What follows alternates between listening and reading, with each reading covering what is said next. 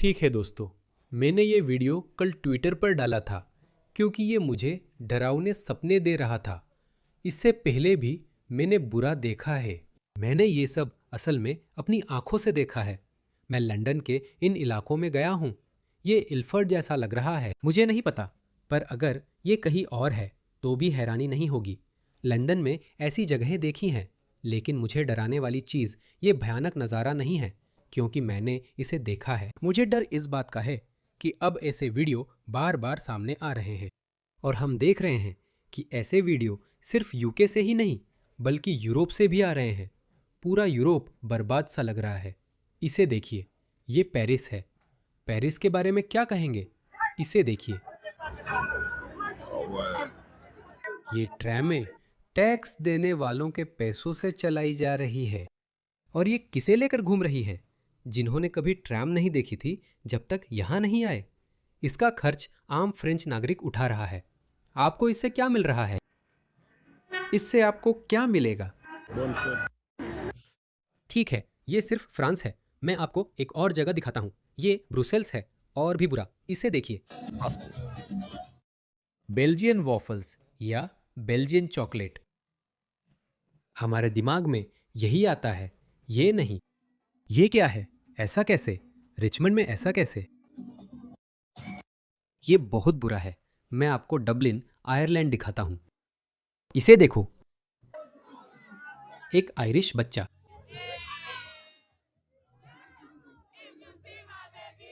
मैं इन लड़कियों को दोष नहीं दे रहा, वे सिर्फ अच्छा समय बिता रही है। मैं बस दिखा रहा हूं कि ये आयरिश संस्कृति नहीं है, बल्कि उनकी जगह दूसरी संस्कृति ले रही है। मैं अच्छा बुरा नहीं कह रहा, किसी भी संस्कृति को मिटाना सही नहीं। हर संस्कृति को उसके असली रूप में संरक्षित रखना चाहिए, उसकी जगह किसी और को नहीं लाना चाहिए। यह प्रतिस्थापन है। मैं ये नहीं कह रहा हूं कि वो संस्कृति अपने आप में कैसी है, चाहे वो अच्छी संस्कृति हो या बुरी संस्कृति। मैं वो तर्क नहीं दे रहा हूं।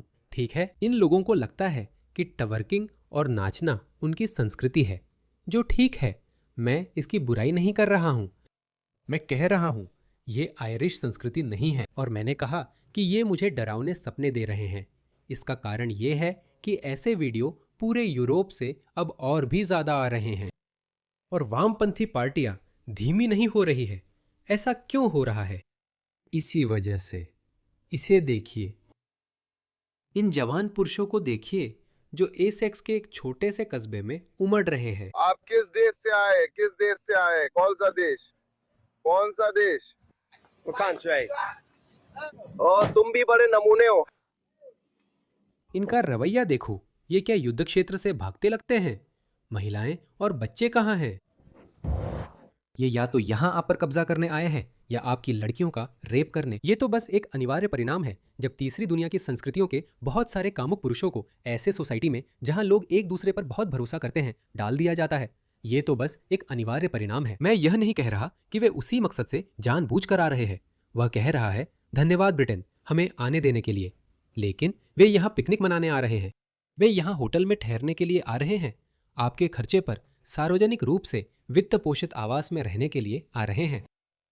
मुझे समझ नहीं आता कि इससे ब्रिटिश समाज को क्या लाभ होगा, जबकि वामपंथी नेता कहते हैं कि वे समुदाय की सेवा करेंगे। वे डॉक्टर, इंजीनियर, नर्स बनेंगे और वे काम करेंगे जो गोरे नहीं करना चाहते। क्या ये लोग सच में कुछ करेंगे? मैं यह दिखा रहा हूं क्योंकि यूरोप का प्रवासन संकट ऑस्ट्रेलिया के लिए चेतावनी है। हमें वैसा नहीं बनना चाहिए। हम उस दिशा में जा रहे हैं, लेकिन हमें वैसा बनने की जरूरत नहीं है। हमें अपने देश को तीसरी दुनिया के प्रवासियों से नहीं भरना चाहिए। मुझे फर्क नहीं पड़ता कि वे कहां से हैं। कोई भी एकल संस्कृति स्थानीय संस्कृति पर हावी नहीं होनी चाहिए। ऑस्ट्रेलिया में स्थानीय संस्कृति से मेरा मतलब एंग्लो ऑस्ट्रेलियाई संस्कृति है, जिन्होंने देश बनाया। ये आदिवासी संस्कृति का अपमान नहीं है। मैं पूरी तरह से मानता हूं कि आदिवासी लोग इस भूमि के मूल संरक्षक हैं। मैं इसे मानता हूं, लेकिन इसका मतलब यह नहीं कि ऑस्ट्रेलिया सब समेटकर चला जाए। मैं उपनिवेश विरोधी तर्क नहीं समझता। मैं कड़े शब्द कहूंगा। शायद परेशानी हो सकती है, मुझे नहीं पता। मैं फिर भी कहूंगा, क्योंकि वे हमें ये बातचीत करने पर मजबूर कर रहे हैं। मान लीजिए यूरोपीय खासकर ब्रिटिश वंशज जिन्होंने देश बनाया। सड़कें, पुल, गगनचुंबी इमारतें, एक सुचारू और समृद्ध समाज, बुनियादी ढांचा। मान लीजिए हमें भी वही एहसास हो जो दक्षिण अफ्रीकियों को हुआ था कि इस कंट्री के मूल संरक्षक आप नहीं हैं, तो सामान पैक करो और जाओ, या देश की बागडोर मूल निवासियों को दो। सिर्फ एंग्लो ऑस्ट्रेलियनों को नहीं, हर किसी को कभी न कभी यहाँ से जाना होगा, क्योंकि यह देश भविष्य में टिकाऊ नहीं रहेगा। आपको क्या लगता है आगे क्या होने वाला है? क्या हम सरकार को ऐसे ही चलाते रहेंगे? मुझे पता है ये गर्व की बात नहीं, लेकिन हम इसे ठीक कर सकते हैं। यह एक ठीक से चलने वाला देश है। क्या आपको लगता है कि ये इमारतें ऐसे ही खड़ी रहेंगी? क्या आपको लगता है कि हमारी आधारभूत संरचना खुद ब खुद बनी रहेगी? अगर हम जमीन के मूल निवासियों को पूरी जिम्मेदारी दे दें, तो यह तर्कसंगत नहीं होगा। मैं मनगढ़ंत नहीं कह रहा। दक्षिण अफ्रीका का उदाहरण देख ले। आप जानते हैं गूगल अर्थ आपको 15 या 20 साल पीछे तक जाने की सुविधा देता है और आप स्ट्रीट व्यू देख सकते हैं, क्योंकि स्ट्रीट व्यू की शुरुआत 2005 या 2006 में हुई थी। तो आप जाकर जोहान्सबर्ग और केप टाउन के उपनगरों और दक्षिण अफ्रीका के इन सभी खूबसूरत शहरों को देख सकते हैं, और आप देख सकते हैं कि 2005 में सड़कें साफ थीं, सब कुछ फर्स्ट वर्ल्ड जैसा दिखता था, और अब आप 25 साल बाद देखें तो वे थर्ड वर्ल्ड जैसी गंदी जगहें लगती हैं। क्या हुआ? क्या बदल गया? ओह, जिन्होंने दक्षिण अफ्रीका का निर्माण किया था वे अब दक्षिण अफ्रीका के प्रभारी नहीं थे। यही हुआ।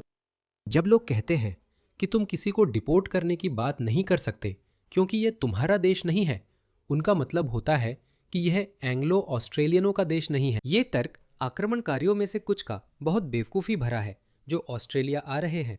मैंने कई नए प्रवासी देखे हैं। ये तुम्हारा देश नहीं है। नहीं, यह देश उन लोगों का है जिन्होंने इसे बनाया है, और इसमें आदिवासी समुदाय का अपमान नहीं है। अगला क्लिप जो मैं दिखाऊंगा वही ऑस्ट्रेलिया में भी होगा अगर हम इसे नहीं रोकते।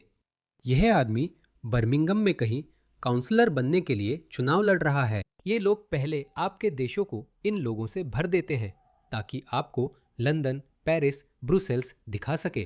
मुझ पर भरोसा करें, यूरोप में ऐसे कई शहर हैं जो इतने ही बुरे हाल में हैं जैसे मैंने दिखाए, तो वे बहुत बढ़िया बन जाते हैं। वे स्थानीय संस्कृति को कमजोर करते हैं, फिर वे और भी ज्यादा जोर लगाते हैं और आपके देश में और भी ज्यादा तीसरी दुनिया के प्रवासियों को भर देते हैं जो उस देश से नफरत करते हैं जिसमें वे आ रहे हैं।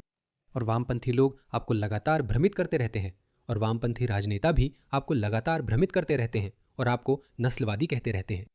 एंगस टेलर, ऑस्ट्रेलिया के विपक्षी नेता, ने कल ही कहा कि हम ऑस्ट्रेलियाई मूल्यों को सबसे आगे रखेंगे। अगर आपको ऑस्ट्रेलियाई मूल्य पसंद नहीं है, अगर आप ऑस्ट्रेलियाई मूल्यों के अनुकूल नहीं हैं, तो आप देश में आपका स्वागत नहीं है। बस इतना ही उन्होंने कहा, जो कि एक बहुत ही सामान्य समझ की बात है। और सोचिए क्या हुआ। पॉल कीटिंग, 90 के दशक के ऑस्ट्रेलियाई लेबर के पूर्व प्रधानमंत्री, वे उन्हें नस्लवादी कह रहे हैं। 90 के दशक के एक लेबर वामपंथी राजनेता, वे भी मानते हैं कि ऑस्ट्रेलियाई मूल्यों को सबसे आगे रखना एक नस्लवादी कृत्य है। अब आप सिर्फ कल्पना कर सकते हैं कि एंथनी एल्बनीज जैसे लोग जो इस वर्तमान पीढ़ी के राजनेता हैं, वे पर्दे के पीछे कितने वामपंथी, कितने वोक हैं। और जाहिर है वे भी वही बात फिर से कह रहे हैं। वे कह रहे हैं ये नस्लवादी है, नस्लवादी। वही बात, कुछ नया नहीं है। हमने ये सब पहले यूरोप में होते देखा है, और यही बिल्कुल यूरोप में हो रहा है। और यही वजह है कि मैं पिछले 5 सालों से चेतावनी दे रहा हूं। हमें इसे रोकना होगा। ऑस्ट्रेलिया में हालात इतने खराब नहीं होने चाहिए। पहले वे तीसरी दुनिया से लोगों को लाते हैं, फिर चुनाव लड़ते हैं। ये आदमी बर्मिंघम में लोजेल से एक और निर्दलीय उम्मीदवार के रूप में पार्षद बनने के लिए चुनाव लड़ रहा है। और अंदाजा लगाइए क्या? वो एक शब्द भी इंग्लिश नहीं बोल सकता, और सच कहूं तो उसे इसकी जरूरत भी नहीं, क्योंकि इंग्लैंड ने ब्रिटिश नागरिकता जैसे मिठाई बांटी है। उन्हें घुलने मिलने के लिए कभी कहा ही नहीं गया। उन्होंने तो उनसे ये तक नहीं कहा कि दुनिया की सबसे ज्यादा बोली जाने वाली भाषा यानी इंग्लिश सीखने की कोशिश करो। ये लोग तो वो भी सीखने की कोशिश नहीं करते, और करे भी क्यों? अगर सरकार कहती है आप कौन सी भाषा बोलते हैं, हम आपको उसी भाषा में संदेश भेजेंगे और सड़कों के नाम आपकी भाषा में लिखेंगे। मैं एक उदाहरण देता हूं। मेरी माँ टूटी फूटी इंग्लिश बोलती है। उन्हें अचानक उर्दू में संदेश आने लगे। माँ बोली, मैंने तो इसकी मांग नहीं की। ज्यादातर लोग तो इसकी मांग भी नहीं करते। आप इतनी कोशिश क्यों कर रहे हैं? आप इंग्लिश सीखने से क्यों हतोत्साहित कर रहे हैं? इसे देखिए। ये, मैं दोहराता हूं, ये एआई नहीं है। ये किसी कॉमेडी शो का कॉमेडी स्किट नहीं है। ये असली है। मैं एक बूढ़ा आदमी हूँ, एक मजबूत आदमी हूँ, एक मजबूत आदमी हूँ, एक मजबूत आदमी हूँ और एक सक्रिय आदमी हूँ। मैंने बहुत काम किया और कई कहानियां सुनी हैं। मुझे समझ नहीं आता वो क्या बोल रहा है। और वो काउंसलर का चुनाव लड़ रहा है। सोचो, वो जीत भी सकता है। दोस्तों, वो सच में जीत सकता है। हालात बहुत खराब है, फिर भी जरूरी नहीं कि ऐसा हो। ऑस्ट्रेलिया में इसकी जरूरत नहीं है, लेकिन हम उसी ओर जा रहे हैं। देखो, ऑस्ट्रेलिया में अभी 77,000 से ज्यादा लोग अवैध रूप से रह रहे हैं। क्या आप यकीन कर सकते हैं? और उनमें से ज्यादातर को उनके अपने समुदाय के लोग छुपा रहे हैं। और इसी तरह आप इस हाल में पहुंच जाते हैं।